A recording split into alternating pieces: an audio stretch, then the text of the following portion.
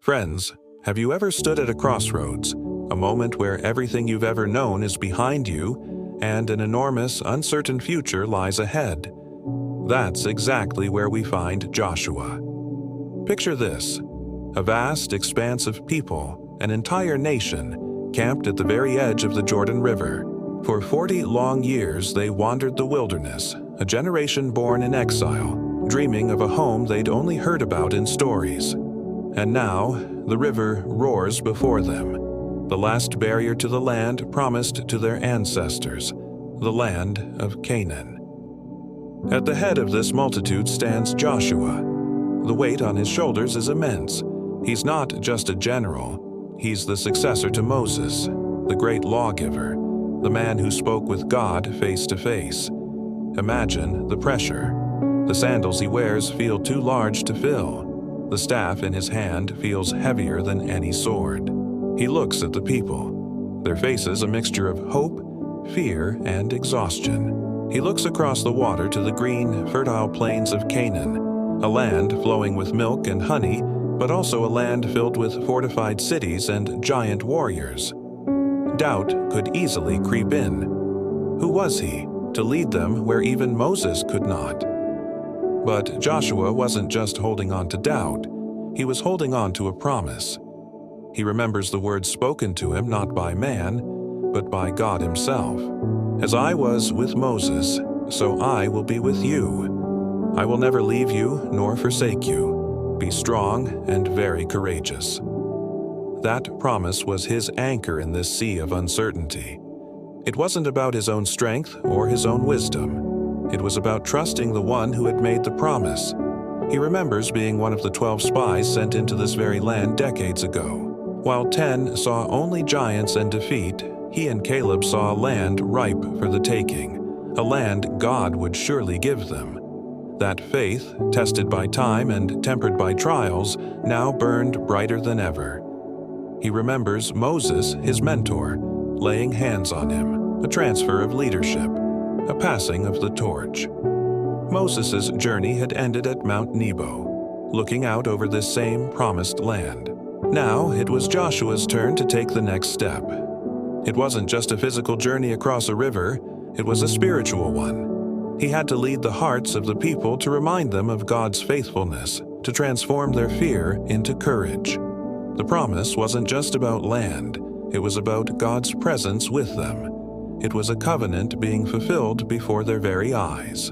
Standing there, with the murmur of the camp behind him and the rushing water before him, Joshua makes a choice. He chooses faith over fear. He chooses to believe that the God who parted the Red Sea, who provided manna from heaven, and who guided them with a pillar of cloud and fire would not fail them now. His uncertainty was real, but his faith was greater.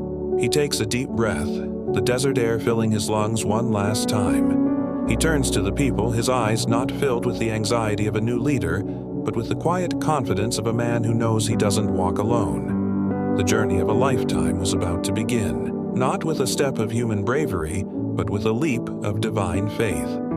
This story of Joshua is a powerful reminder for all of us. We all face our own Jordan rivers, obstacles that seem impassable.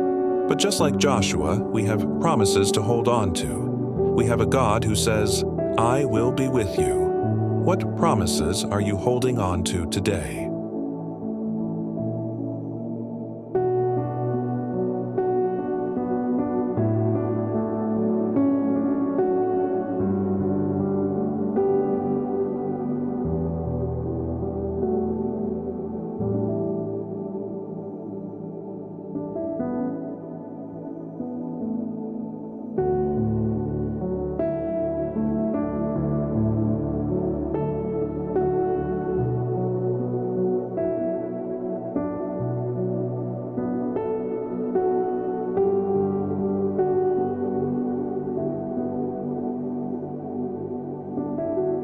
Today, we're traveling back in time to a city that stood as a symbol of immense power, a fortress that seemed utterly unconquerable. We're talking about the ancient city of Jericho. Imagine, if you will, a city unlike any other. Its walls weren't just high, they were monumental. towering towards the sky, so thick that chariots could race upon them. These weren't merely defensive structures, they were a statement of dominance, a declaration of might. This was Jericho, a jewel in the desert, protected by massive, heavily guarded gates and patrolled by an army of seasoned soldiers, ever vigilant and ready for battle. From any human perspective, Jericho was unbreakable. Any army marching upon it would see its colossal walls and feel a sense of despair. It was the epitome of human strength and engineering, a bastion designed to withstand any siege, to repel any invader. It represented an obstacle that, by all earthly standards, could not be overcome. It was a challenge so great that it seemed to mock the very idea of conquest. But the story of Jericho is about more than just its physical strength. It's a powerful lesson about the nature of the obstacles we face in our own lives. We all have our own Jerichos, challenges that seem too big, problems that feel too entrenched, and walls that appear too high to climb. These can be personal struggles, professional hurdles, or emotional barriers that seem just as formidable as the stone walls of that ancient city. The account of Jericho teaches us that what seems impossible from a human standpoint can be approached from a different angle. It highlights a profound truth. Some walls are not meant to be broken down by force or by our own limited strength. They are there to show us the limits of our own power and to point us toward a higher source of help.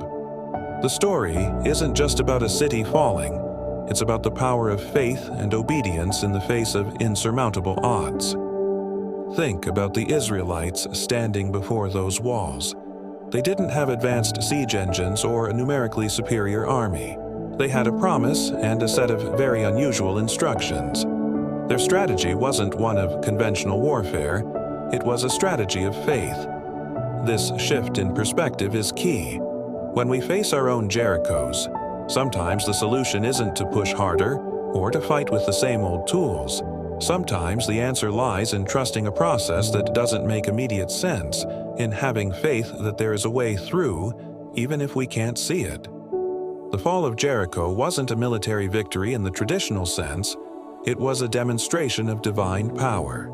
It showed that when we align ourselves with a purpose greater than our own, the most intimidating walls can crumble. It's a timeless reminder that our greatest breakthroughs often come not from our own might, but from a place of trust and surrender to a higher plan. This ancient story continues to inspire millions, offering hope that no obstacle is too great and no wall is too high when we are not relying on our strength alone.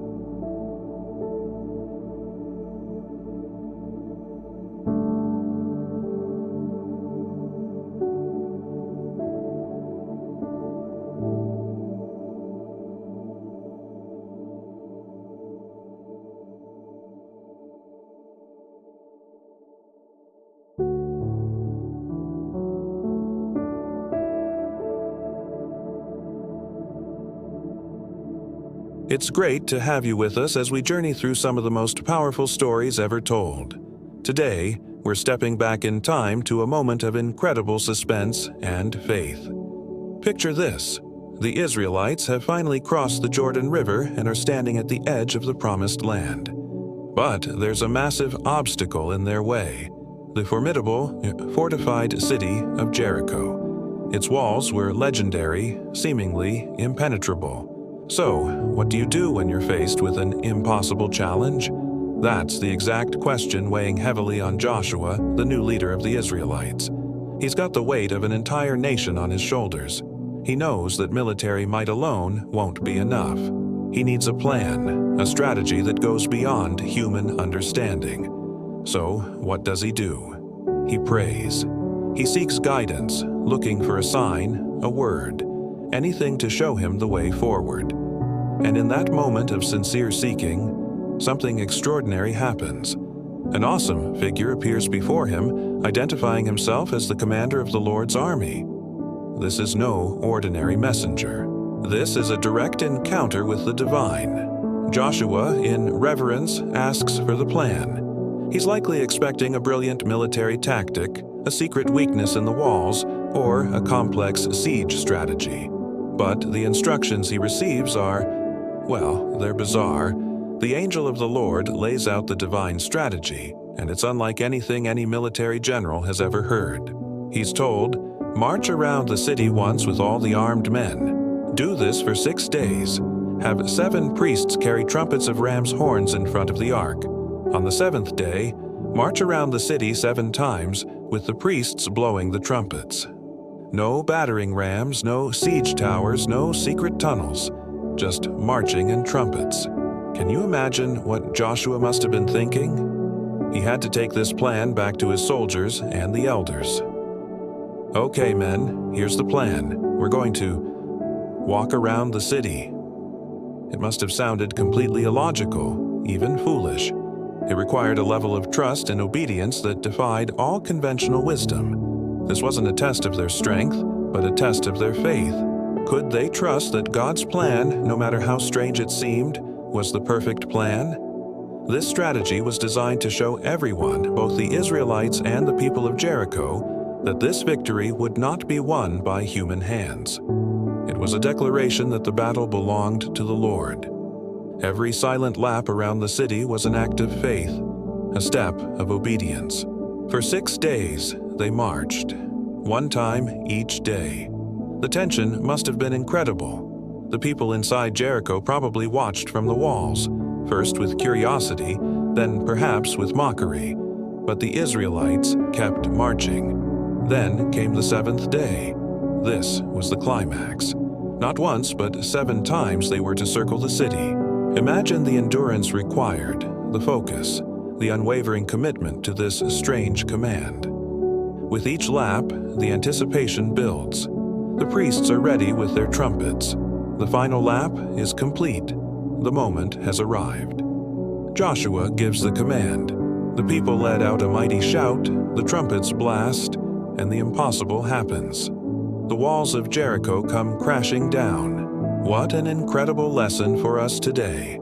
Sometimes the path God lays out for us doesn't make sense to our logical minds. It might seem strange or unconventional. But like Joshua and the Israelites, we're called to trust and obey. The greatest victories in our lives often come not from our own strength or brilliant strategies, but from our simple, faithful obedience to a divine plan. It's a powerful reminder that with faith, no wall is too high and no obstacle is too great.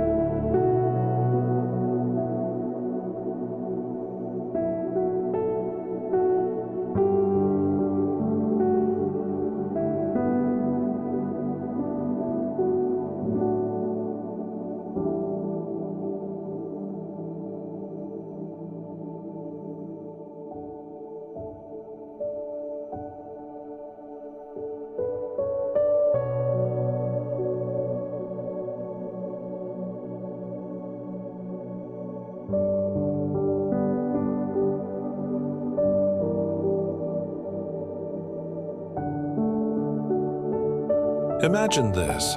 The sun beats down on the arid plains of Canaan. Before the towering, impenetrable walls of Jericho stands the entire nation of Israel. They've crossed the Jordan River on dry land, a miracle fresh in their minds.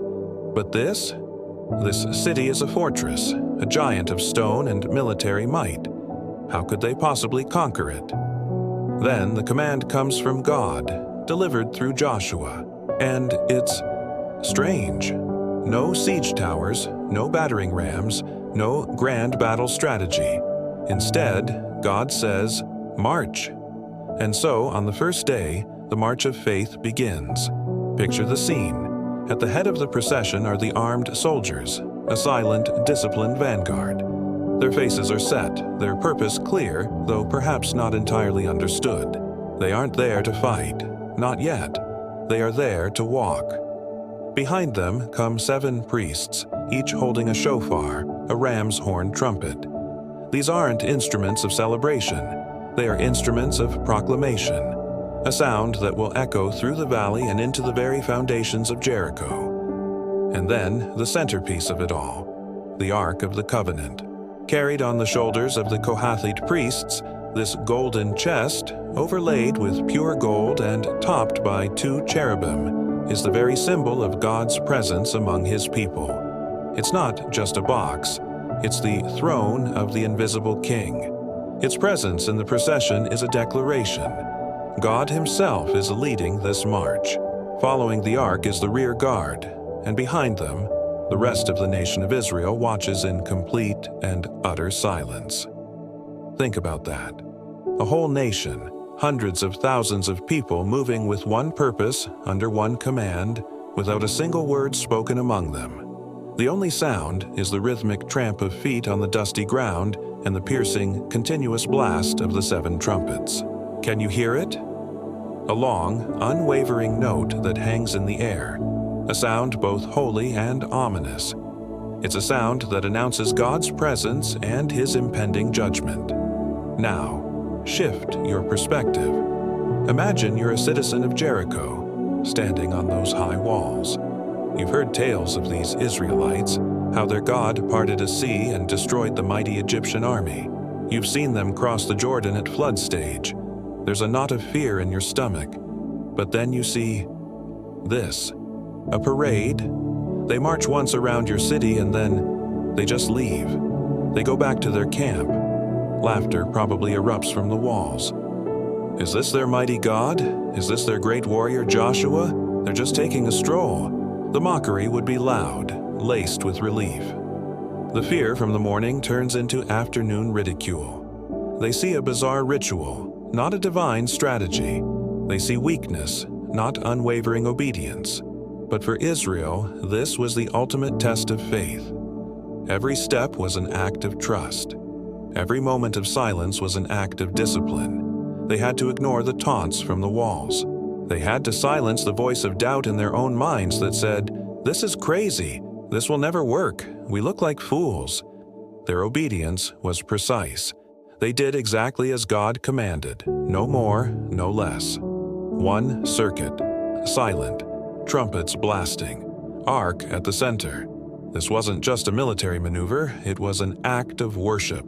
It was a demonstration that their victory wouldn't come from their own strength, but from their faithfulness to God's word, no matter how illogical it seemed. Day 1 set the stage.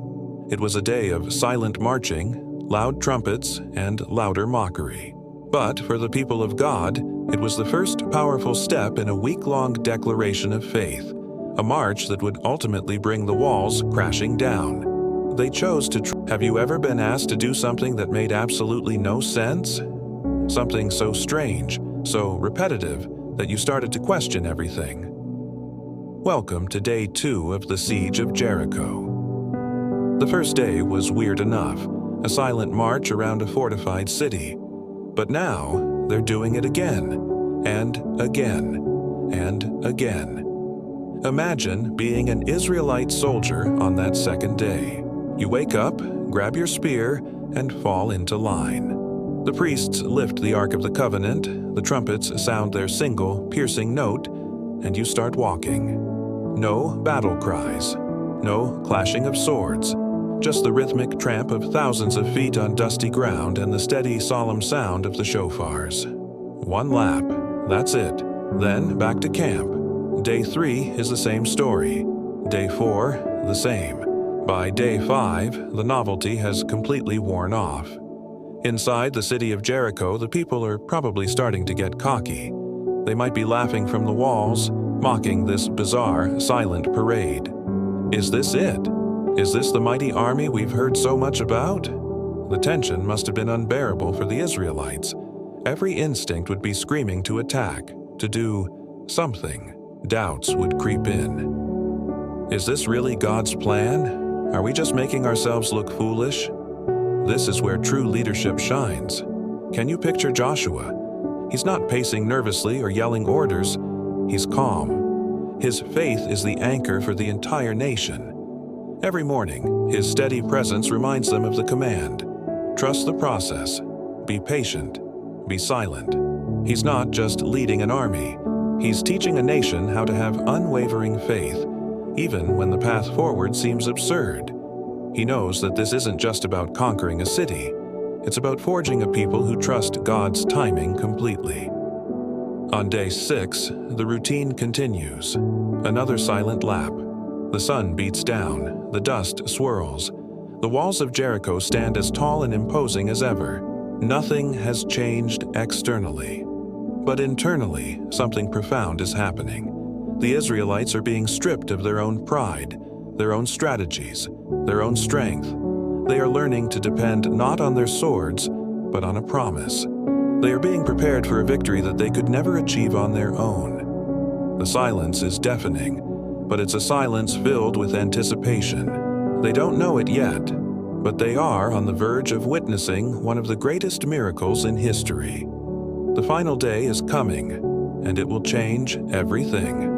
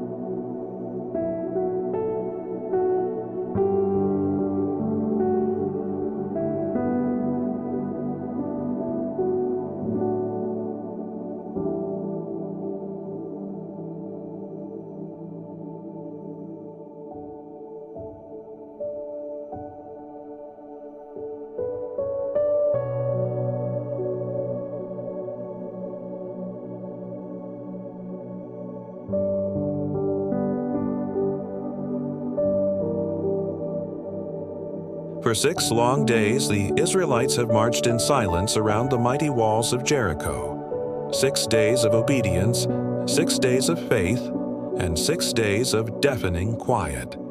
But today is different. Today is the 7th day, and the air itself crackles with anticipation. Before the first rays of dawn even touch the horizon, the camp is alive. There's a new energy, a palpable tension. The Israelites rise not just with the sun, but before it, their hearts pounding a rhythm that matches the determined steps they are about to take. They form their ranks once more, the armed men leading the way, a vanguard of readiness. Then come the 7 priests, each holding a ram's horn, the shofar, instruments of divine announcement. Following them is the centerpiece of their faith, the Ark of the Covenant, carried with reverence, and behind it, the vast rear guard of the nation of Israel. Today, the instructions are different. They will not circle the city just once. Today, they will march 7 times. The first circuit begins in the gray light of dawn. Their footsteps are a soft, rhythmic whisper against the earth. The people of Jericho, watching from their impenetrable walls, must have felt a growing unease. The routine had changed.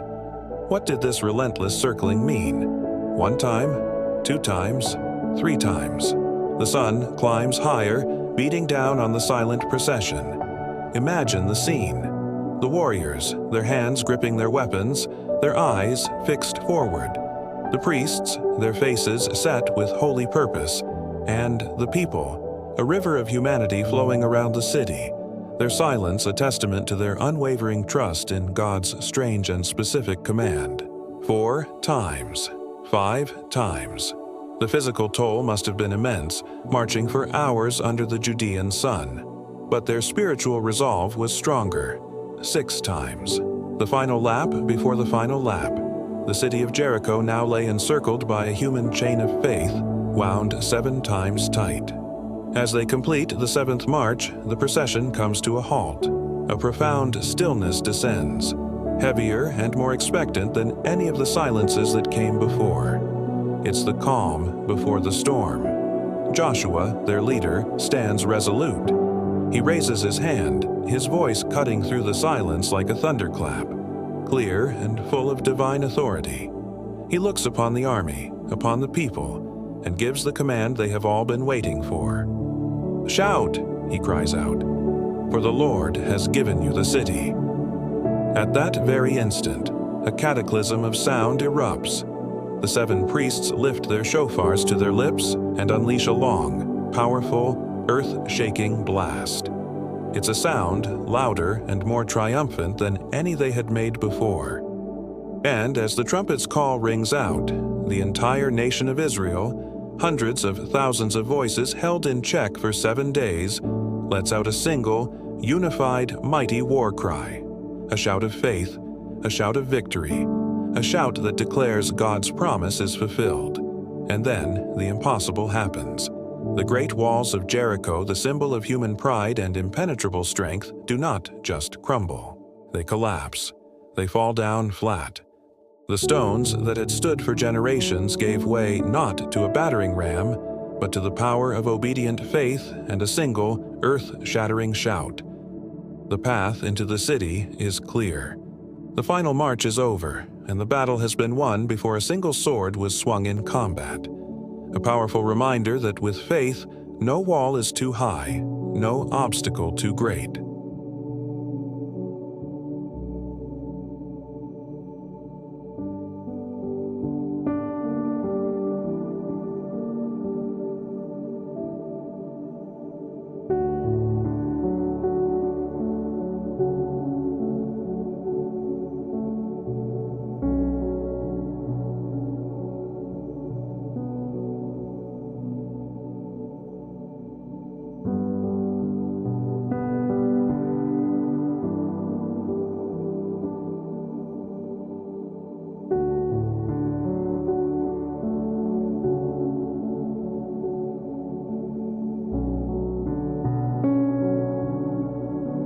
Imagine standing before an impossible task, a fortress so immense, so heavily fortified, that its walls seemed to touch the sky. This was Jericho. For the Israelites, fresh from their long journey in the desert, this city was the first great obstacle blocking their path to the land God had promised them. How could they possibly conquer it? They had no siege engines, no great army to match the city's defenders. All they had was a promise from God. God's plan was unusual, to say the least. No battering rams, no scaling ladders. Instead, he instructed them to march. For 6 days, the armed men, followed by 7 priests carrying trumpets made of ram's horns, and then the Ark of the Covenant, were to circle the city once in complete silence. Can you picture the scene? The strange, silent procession, the guards on the walls of Jericho watching in confusion, maybe even mockery. What kind of battle plan was this? It defied all human logic, all military strategy. It required something far more powerful than strength: faith. Each day, they obeyed. One silent lap around the mighty city. This wasn't just a military maneuver. It was an act of worship, a demonstration of their complete trust in God's command. No matter how strange it seemed, it was a test of patience and obedience. Day 1, Day 2, Day 3. The tension must have been building. The Israelites walking in faith, the people of Jericho watching from their impenetrable walls, growing more bewildered, perhaps more arrogant, with each passing day. They felt secure behind their stone defenses, unaware that their greatest defense was about to be undone by the power of faith and the sound of a trumpet. Then came the 7th day. The instructions changed. On this day, they were to march around the city not once, but 7 times. After the 7th lap, the priests were to blow a long, mighty blast on their trumpets. At that signal, the entire assembly of Israel was to let out a great shout. Imagine the anticipation, the culmination of 7 days of silent marching. The priests lift their horns. The final circuit is complete, and a single, sustained note pierces the air. As the sound of the trumpets faded, a signal was given, and from the throat of an entire nation, a single, earth-shattering shout erupted. It was a shout of faith, a shout of victory declared before the battle was won, a shout that released the power of God. And then, it happened. The ground began to tremble, not from an earthquake, but from a divine power. Dust billowed into the air. The massive, unconquerable walls of Jericho didn't just crumble, they collapsed from within, falling flat into a pile of rubble. The promise became visible. The impossible became reality. The story of Jericho teaches us that our greatest walls, the obstacles, the fears, the impossible situations in our own lives, do not stand a chance against a God who is faithful to His promises. Sometimes, His plan doesn't make sense to our limited understanding. It requires us to walk in faith, to be obedient, and to shout His praise even when the walls are still standing. Because when we do, we position ourselves to see His power make those walls fall down.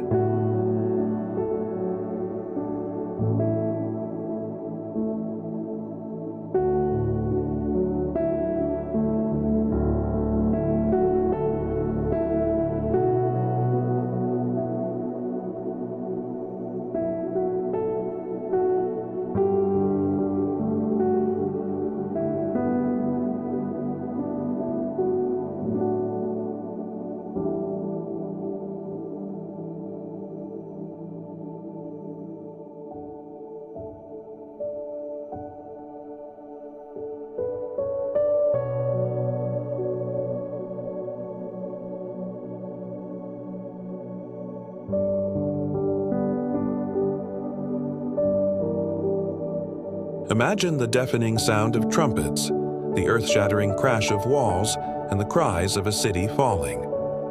Amidst the chaos and dust of Jericho's destruction, there's a single, silent symbol of hope. A scarlet cord dangling from a window built into the very wall that is now crumbling to ruin. This isn't just a rope, it's a lifeline, a promise kept. This is the house of Rahab. Just days before, she was a woman living on the margins, an outsider in her own city. But when 2 Israelite spies came to her, seeking refuge, she saw something others didn't. She saw the hand of a mighty God at work, a God more powerful than any fortress or king. And in that moment, she chose faith over fear. She made a deal. In exchange for protecting the spies, she asked for protection for herself and her family. The spies agreed, giving her one simple instruction. Tie this scarlet cord in the window through which you let us down, and all who are in your house will be saved. It was a covenant sealed not with a grand ceremony, but with a simple piece of dyed rope. Now, as the Israelite army storms the city, they see that cord. It's a beacon. It's a stop sign. To them, it signifies a sacred oath. They pass by that one section of the wall, that one home, leaving it untouched. While the rest of Jericho faced judgment, Rahab and her entire family were safe inside, listening to the sounds of a world ending outside their door, but held secure by a promise. This story is so powerful because it's about more than just a military victory. It's a profound illustration of grace. Rahab wasn't saved because she was perfect or because she came from the right lineage. She was an outsider, a Canaanite woman with a questionable past. She was saved because she acted in faith. She put her trust in the God of Israel, and that faith, symbolized by the scarlet cord, was enough.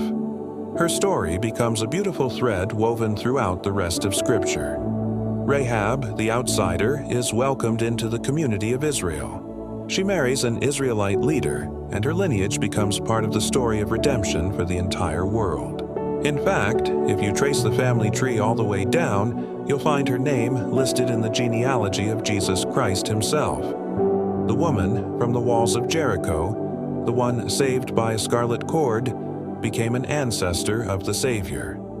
It's a stunning reminder that no one is beyond the reach of God's grace. It doesn't matter who you are, where you've come from, or what you've done. When you reach out in faith, God provides a scarlet cord of redemption. He makes a way where there seems to be no way. Rahab's story is our story.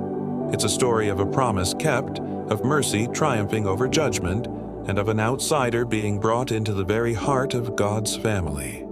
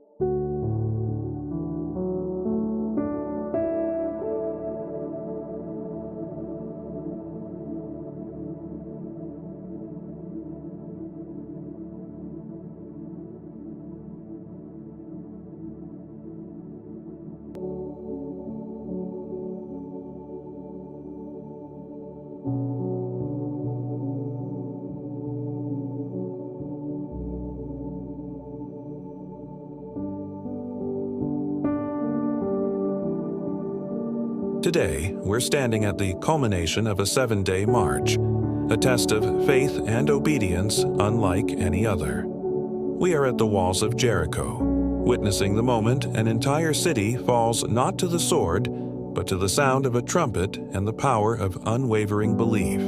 For 6 long days, the people of Israel circled the fortified city of Jericho. Imagine the scene.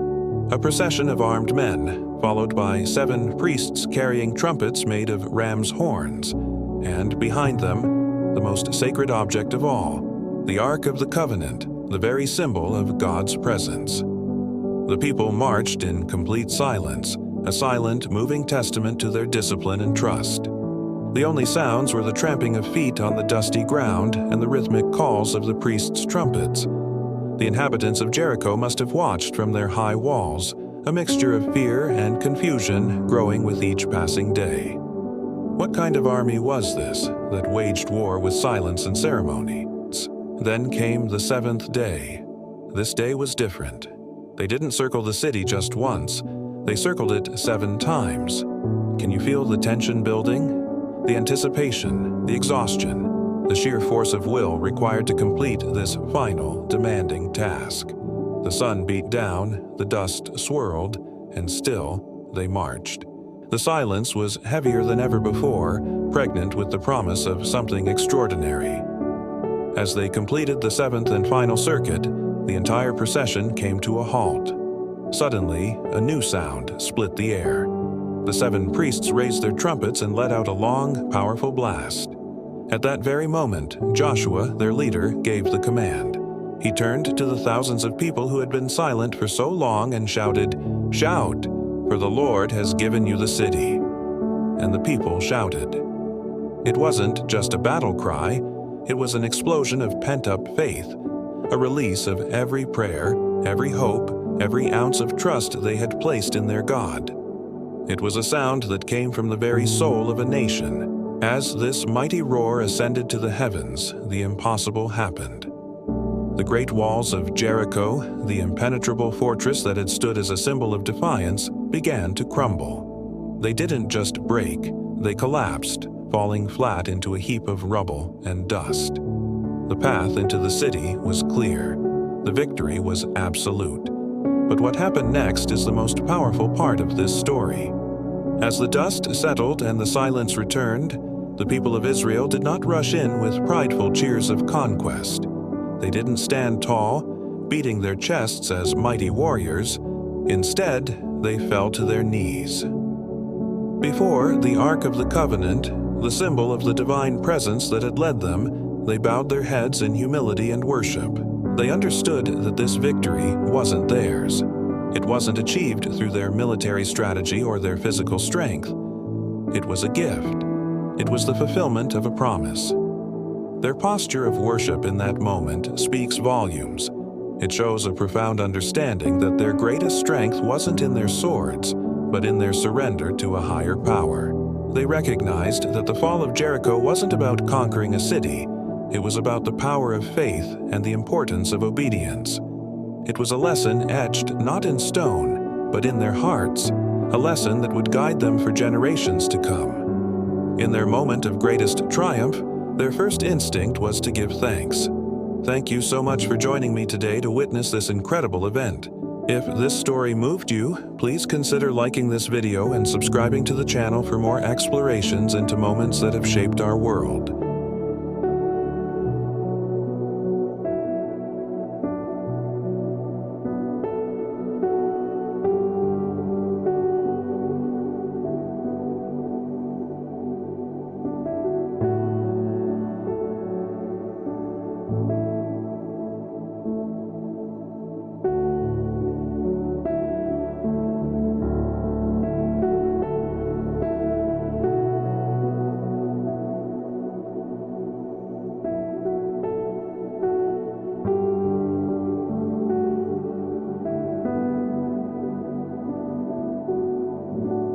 A wall so high you couldn't see a way over, around, or through it. That's exactly where Joshua and the Israelites found themselves. After 40 long years in the desert, they were finally at the doorstep of the Promised Land. But standing in their way was Jericho, a city with walls so thick and high they seemed impossible to breach. From a human perspective, their situation was hopeless. They were wanderers, not a trained army of siege engineers. Jericho was a military stronghold, fortified and ready. The odds were stacked impossibly against them. I'm sure many of them looked at those towering stone walls and felt a familiar despair creep in. How can we possibly win this? They must have wondered. It was a test, not just of their strength, but of their trust. But God's plan is rarely what we expect. He didn't give Joshua a complex battle strategy, siege towers, or battering rams. His instructions were strange. He told them to march. Just march around the city once a day for 6 days, with the priests carrying the Ark of the Covenant and blowing trumpets made of ram's horns. On the 7th day, they were to march around the city 7 times, and then, with a great shout, the walls would fall. Can you imagine what that must have sounded like? The Israelites, following this bizarre command, marching in silence except for the blast of the shofars. The people of Jericho must have been watching from their walls, confused, maybe even mocking them. What are these desert people doing? Are they trying to bore us into surrender? It required an incredible amount of faith for Joshua and the people to obey. It went against all military logic, all common sense. It required them to set aside their own understanding and trust completely in God's word. Each day of marching was an act of obedience. Each lap around the city was a step of faith. They weren't chipping away at the stone. They were building up their trust. They were demonstrating their belief that God's power was greater than any human fortress. It was a week-long lesson in patience, discipline, and unwavering reliance on a promise that seemed impossible. Their victory wasn't going to be won with swords and spears, but with trumpets and a shout of faith. And then, the seventh day. 7 times they circled the city. The tension must have been immense. Then, at Joshua's command, the priests blew the trumpets one last time, and the entire nation of Israel let out a mighty shout. And in that moment, the impossible happened. The Bible says the walls of Jericho fell down flat. The very foundation of their enemy's strength crumbled into dust, not from a single stone being thrown, but from a collective act of obedient faith. As the sun rose over the ruins, Joshua must have looked out and understood a profound truth. The victory wasn't theirs. It wasn't achieved by their military might or strategic genius. It was God's victory, delivered through their faith. The battle was won the moment they chose to trust and obey, long before the walls ever trembled. Now, think about your life. What are the walls of Jericho you're facing right now? Is it a wall of fear that paralyzes you? A wall of doubt that tells you you're not good enough? Maybe it's a wall of addiction, a wall of past pain, or a wall of sin that you feel trapped behind. These walls can seem just as tall and as solid as Jericho's. Our own efforts to break them down often leave us tired and defeated. The story of Jericho is our story. It's a powerful reminder that the battles we face are often not won by our own strength, but by our faith. God isn't asking you to have all the answers or the perfect plan. He is asking for your trust. He's asking you to march in obedience even when the path seems illogical. He's asking you to lift your voice in faith, believing that His power can shatter the walls that imprison you. Trust that the God who brought down the walls of Jericho can bring down the walls in your life too. Thank you so much for watching. If this message resonated with you, please consider liking this video and subscribing to our channel for more content that explores faith in our daily lives. We'd love to have you as part of our community. God bless.